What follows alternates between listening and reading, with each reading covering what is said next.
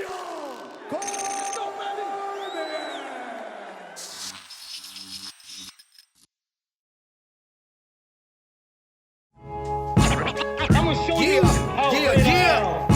experienced. Welcome back to 3 Rounds with Daniel Cormier. Last week's show was so fun. I always look forward to getting back to work, getting back to go 3 rounds with you guys. So now it's time to get to the fight. Round 1. Guys, if you have been paying attention and you support and watch what I'm doing, this weekend I am refereeing a match at Extreme Rules between Seth Rollins and Matt Riddle. Now, you know that for a long time I have talked about the WWE. I have talked about potentially working with the WWE, amongst many other things. But I don't know if you guys truly understand how far back my love of professional wrestling really does go. So when I was a kid in Louisiana, we didn't really have that much, but what we did have was professional wrestling, and not only professional wrestling, but the smallest shows. Because when I was growing up, it was all the territories. So when you were watching wrestling, you were watching guys that were almost specific to your region. So I would go to the Blackham Coliseum, and there was this really small building right around the corner from my house, like in the middle of the hood. You had this little building where they would pull out folding chairs, and you would get wrestling matches. I mean, you had Butch Reed, you had the Junkyard Dog, you had Kamala, you had a lot of different, the Von Erichs would come through Mid-South and in the region to where you could watch them wrestle. Now, we would go there. That was like our family thing, was to go and watch those wrestling shows at these small shows. The bigger ones were at the Blackham Coliseum, which is in the middle of the town in Lafayette, Louisiana. And I was just enamored with the big personalities of the wrestling world, especially guys like Kamala, the ones that just made you a little bit afraid of them. And then it kind of evolved to the Macho Man, Randy Savage, where the personalities were as big, but it was more colorful. You had guys like Jake the Snake and people who had those big, almost cartoonish type of characters that were the stars, you know, Hulk Hogan and all those guys during that time.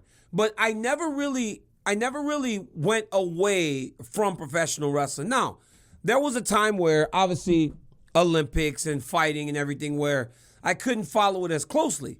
But, I mean, when I was in high school, we would legit take all of our money to buy pay-per-views.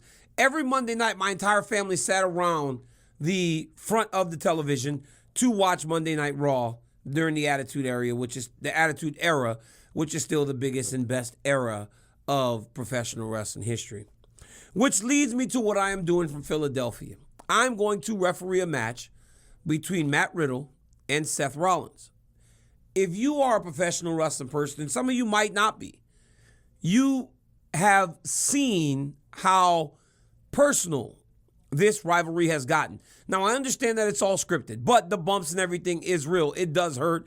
I am telling you this as someone now who has tried to take bumps in preparation for what may come this weekend. It's not easy to get body slammed and make sure that you land in the right way.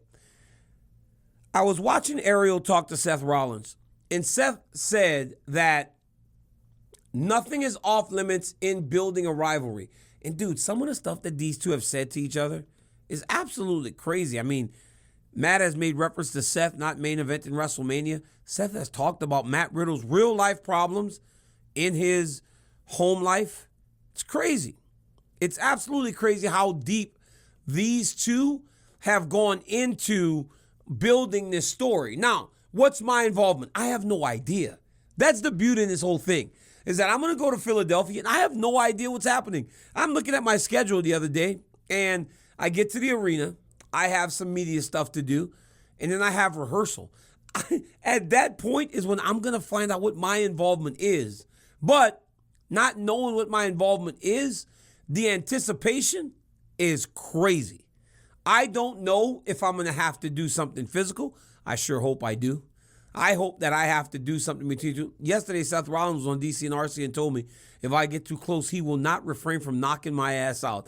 That's nuts. It's nuts. It's nuts that he told me he is not above punching me in the mouth. It's crazy. I hope that I do something physical. Now, there's been a lot of talk about me potentially wrestling Brock Lesnar down the line because the moment you're involved in the show, people start to wonder because, Brock and I had that big thing in 2018 after I beat Stipe. One of the funnest things that I've done because I really did want to fight Brock. And I thought it would be a very good fight and a fun fight, especially good for me as we get to the 10-second mark. Guys, there is no future between Brock and I, to my knowledge, right now. But you never know what's going to happen down the line. I'm going to show you how As we get into round number 2, we get to Conor McGregor because you know that no matter how long we are doing mixed martial arts, Conor McGregor's name seems to come up all the time, especially whenever it looks as though he is making the gains that he's making in his time away from the game.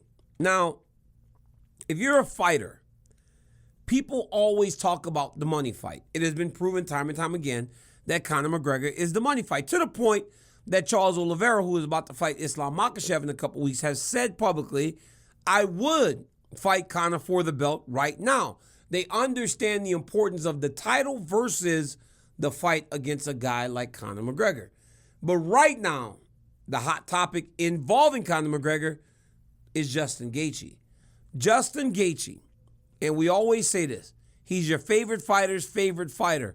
That is not just hyperbole. That is just not us talking. When Justin Gaethje is in the octagon, you know that the fight is going to be fantastic. Well, Justin did an interview today where he was talking about Conor McGregor, what Conor McGregor is doing in his time away from the octagon. What is Conor McGregor doing in order to look like this in the time away? Justin went so far as to imply that Conor McGregor, or straight up say honestly, that Conor McGregor is off doing some steroids. That is a pretty bold statement. My question is, how does Gaethje know that, right? Is Gaethje checking the USADA website to know and say this with this much confidence? Or is he basing this on Conor McGregor's appearance? But the reality is this, you don't know because Conor McGregor is not a tall guy. So if he starts to gain weight, he's going to look a little bigger. He's going to look a little more full and he looks a little more puffy. Now, some of these professional wrestlers I spoke about in round 1, they do get a bit puffy when they are doing things like steroids. But for Gaethje to say that so confidently tells me that either him or his team is kind of looking into it. Because I don't know if you guys understand this, but USADA is open. So if you want to know when the last time your favorite fighter got tested, you just go to the website, type in their name. It'll tell you how many times they've been tested, when they've been tested, and all that. I can still look up my name now, and I am still in the top 10 of most tested athletes in UFC history. Why wouldn't they test me? They know nothing's coming up. Look at me, right? So I was getting tested constantly, but I was also getting tested because I was in big fights. So if you want to know, you can find out. So I'm pretty sure Gaethje has an idea of when McGregor was tested last. Now, here's the thing. Conor McGregor is coming off of what was one of the nastiest leg injuries in the UFC. I mean, you had the Anderson Silva injury, which I still believe to this day is the worst one of all time. The Chris Weidman injury was gnarly. And then Conor's obviously was very, very bad. But Conor was able to sit back and go, oh my God, those guys' leg just snapped in half. But in this time away, Conor seems to be doing the things necessary to physically get himself ready to go up to 170 pounds. And it kind of leads me to wonder, Kamaru Usman seemed like a nightmare matchup for him. Does he feel better fighting Leon Edwards now as Leon Edwards is the champion? Because Conor sure does seem like he wants to go to 170 and stay there. But then I ask myself this question here. Justin Gaethje is insane at throwing leg kicks. Is this the fight for Conor McGregor right back being that Justin will beat the legs down, especially knowing that Conor is a southpaw and Justin's a conventional fighter. Justin can throw those kicks from both sides, and he can really beat up that injured leg. So is this the fight? I know that personally, as a fan of the fight game, this is one that I would love to see. But is this the fight for McGregor, being that McGregor is coming off of such a massive injury? The world would love it, but these accusations are very serious. So for Justin Gaethje to say them, there must be some background info into it. Or is Justin Gaethje just a lot smarter than us? Because the reality is this: Conor McGregor responds. So when you say something negative about him, whether you're Henry Cejudo, Nate Diaz, Michael Bisping, and now Justin Gaethje, he will respond. And then ultimately, you're on the radar for what is the money fight as I get to the 10-second mark of round number 2. This is a fight that I want to see. This is a fight that will blow the roof off of whatever building that it's held in. Conor McGregor, Justin Gaethje, count me in. I'm gonna show you how Yeah. As we get into round 3, Bo Nikal has been the talk of everybody as he has now earned his contract into the UFC, and he is fighting on December 10th against Jamie Pickett. I said last week that there are going to be fights where Bo is supposed to win. One thing that I have not noticed since Bo Nikal has bursted onto the scene is anyone saying his name. Nobody's saying it, which is crazy because generally when you get a guy that kind of does what Bo has done in such a short period of time, they start to call for that match so that they can try to steal the hype. But nobody's done that. Well, now somebody is. And it's my good friend Phil Hawes. Listen, Bo Nikal is the hot thing right now. People love him.